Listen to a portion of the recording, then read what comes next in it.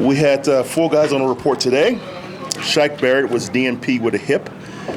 Tremaine Brock was DNP with ribs. Brandon Marshall was limited with a knee. And Damani Thomas was limited with an ankle. That's it. Questions, guys? What do you know about Jeff Driskel? He wasn't here before the draft, so could you go to Gary or John Hill that looked at him to gather a little more information on him? Yeah, I mean we've went through every clip he's played in the league, and he is a special athlete. I mean, he was a 4.56 guy at the combine.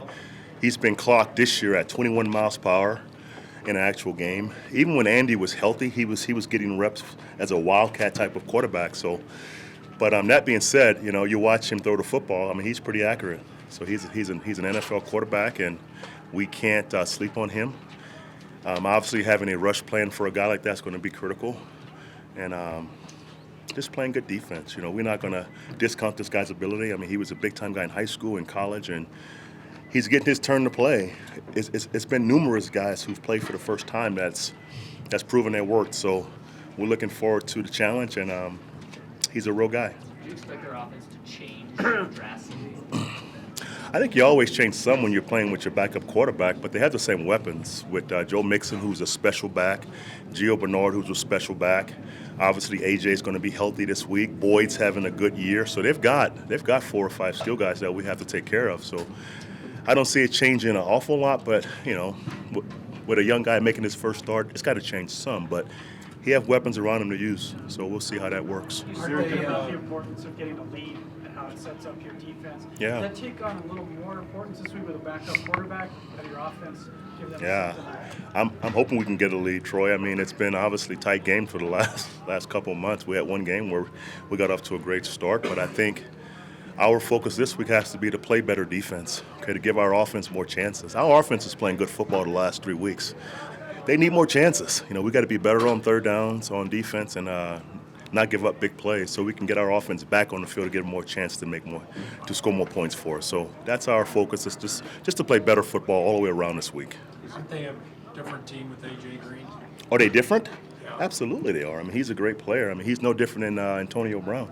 You have to take him out of the game. If not, he can beat you. Obviously, I worked there for 2 years, and I've watched this guy every day work. I mean, he is a special talent. I mean, he's tall, he's long, he's got a great catch radius. He's a worker. So he wants to be a great player. So he's going to show up Sunday with a chip on his shoulder and try to obviously make plays on us. Is there a different challenge in preparing the team to play a team that's lost several in a row compared to teams with 6-game winning streaks? No, not for our team. I mean, we are a 5-6 team.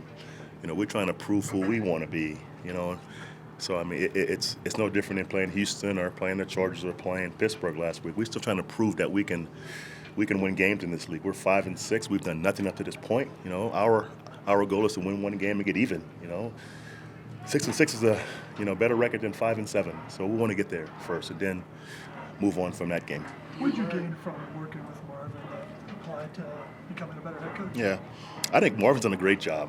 Marvin's been there 16 seasons. I can't imagine working in that job for 16 years. That's a long time. With the stress and the work that goes into this job, it's unbelievable he's lasted that long. But he's a guy that's won a bunch of games. He's been in the playoffs, I think third to the Patriots and Green Bay. So I mean, he's done a good job up there. It's a program that 10 years ago it was almost a joke. Now it's not. He has great players that are winning games. It's a hard place to play, and he is a coach that works at it. His team works at it also. I mean, he's a worker. His team works. He's very detailed in how he game plans, and it shows in how his team plays each week. How do you think Isaac handled filling in for Brock last weekend? He did a fine job. He had one play where his eyes were bad, and he kind of bounced back from that and played very solid. They obviously went at him a couple times, kind of testing the waters there, which they should.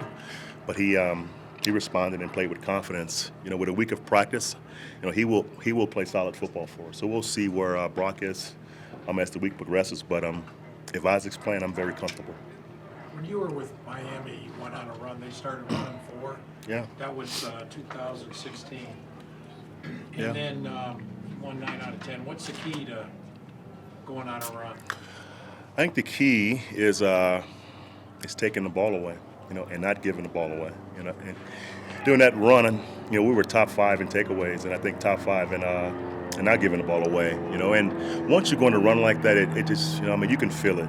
It's all about synergy with your team, how you practice, how guys meet. The feeling on game day like you can't lose. So it's definitely a great feeling. But we're not there yet. We've only won 2. That team won I think 6 or 7 in a row. I'm not mistaken there. But we're hoping to get there. One day. But right now we've won 2, and we've got a big challenge in Cincinnati on Sunday morning. They're 5-6, we're 5-6, and they're fighting for the same thing we want. That team started out 4-1.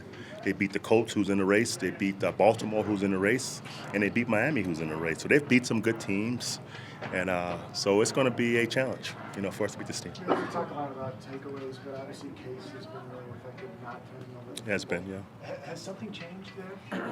No, I don't think anything's changed. I think Case is playing good football. Again, I think defensively, we've had a couple weeks where we hadn't played great. We've done better in the red zone and taking the ball away, but as far as stopping drives early, we got to play better on defense to give Case more chances to put more points on the board. But he's played really good football. He's an experienced guy, and he's a grinder. And as it gets hard, I think Case likes it that way. That's been his MO since college. So I'm not surprised he's playing good football for us. With as efficient as this offense has been, you guys have been above 30 points, I think, just once this year. Yeah. How confident are you down the stretch here that you guys can get to that total and put up more points than you have early on? It's really about this week. It's going to be a team effort to play great defense again. It's a young quarterback, so hopefully we can keep the points to a minimum and we can score enough to win. That's our only concern, honestly. It's week to week. So we scored 10 and hold them to 9. I'm happy with that. You mentioned Marvin's longevity. Yes. And the stresses and the older dash Sure. and all that, everything that goes with that. Yeah. What did you learn from him in that respect, or did you learn? Yeah. He never changed, never wavered.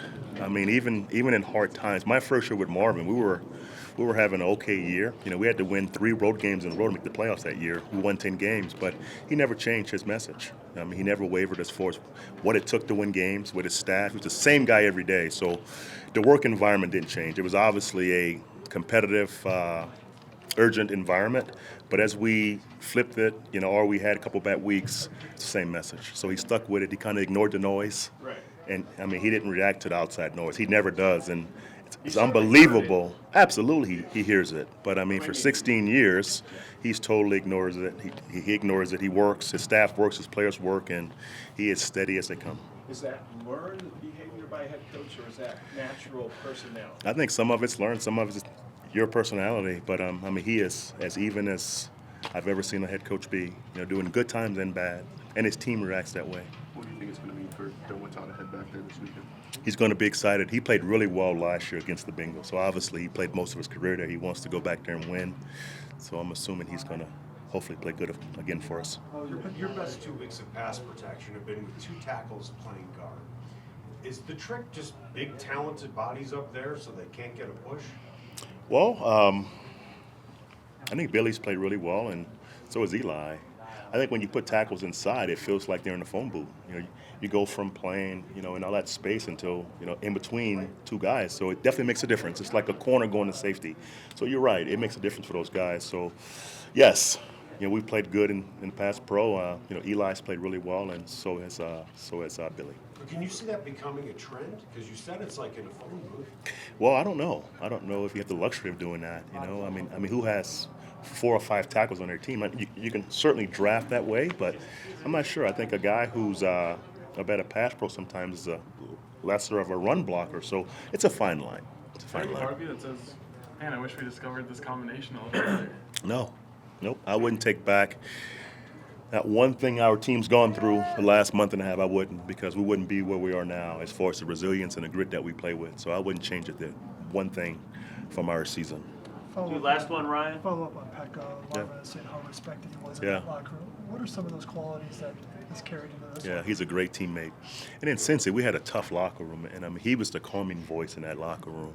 He's been that same way here. He's the same guy every day. He loves to play. He's a great teammate, and he performs on Sundays, and that's what it takes in this league. Thank you very much. Thank you guys. Enjoy your day.